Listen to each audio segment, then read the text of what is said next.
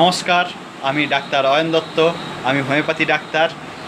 চলুন আজকে আমি আলোচনা করব নখের সমস্যা বা নখের পীড়া নিয়ে। কি ওষুধ খাবেন প্রাথমিক অবস্থায়, সেই ওষুধ কিছু বলে দেব।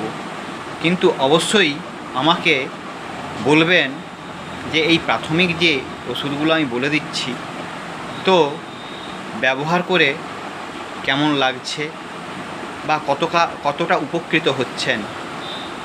তো চলুন আমি আলোচনা করি নখের যে পীড়া হয় তার কিছু ওষুধ বলে দিই। এক, অ্যান্টিম ক্রুড 30 কীভাবে খাবেন? সারাদিনে 3 থেকে 4 বার খাবেন, হাফ কাপ জলে 3 থেকে 4 ফোঁটা ফেলে। আর ওই নখে প্ল্যান্টাগো মাদার অবশ্যই লাগাবেন।